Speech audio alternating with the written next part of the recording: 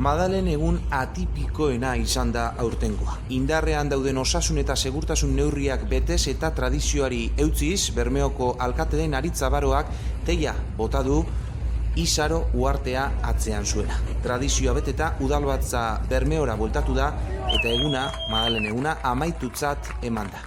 Bermeoko alkate Aritza Baroak tradizioari jarraituz eta indarrean dauden osasun eta segurtasun neurri guztiak betez, teia bota du 9:30 Madalen egunez, Isaro uhartea atzean zuela. Honaino heltzen dira Bermeoko itxoginak ozen esanez, aintzinatik egin ohi denez. Uhartearen ipar ekialderantz dauden mugak berretsi dira honela. Ekintza burututa eguna amaitutzat eman da. Bermeo Lantxobe Mundaka eta Ibarrangeluko udalek pasaden ostiralean egindako prentzaurrekoan adierazi bezala gogorarazi nahi da egun berezi honetan jairik ez dela egongo eta herritarrei erantzunkizunez jokatzeko eta ahalegin berezi egiteko eskatzen zaie. Madalen egun atipikoa izan da, izan ere egungo egoerak eta indarrean dauden osasun eta segurtasun neurriek ezinezkoa egiten dute jaia egoera normalean bezala ospatzea.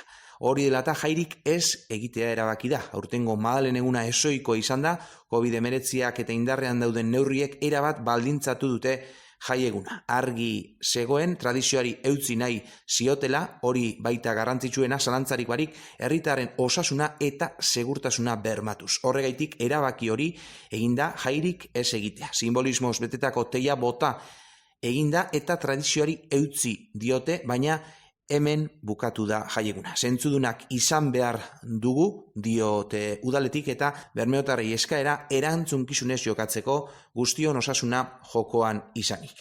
Eguna ez da ohi bezala hasi eta jaiegun berezi honetan normalean egiten diren ekintzak ez dira burutu, udalbatzak ez du segizio ofizialik egin eta ez da alkate soinurik jo egunari hasiera emateko. Gainera ez da Elantxobera, ez da Mundakara bidaiarik egin. Besterik gabe, protokoloak markatzen duen eginda, Isaro teia bota eta herriko mugak berretsi.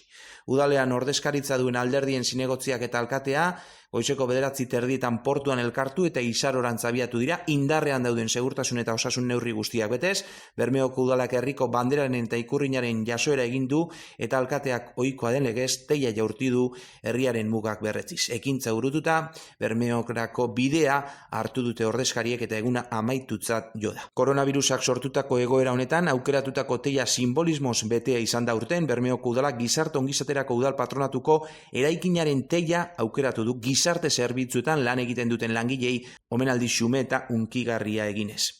Gizarte zerbitzuen garrantzia eta lehenengo lerroan lan egiten duten pertsonen jarduna goraipatu nahi izan da ekintza honen bidez.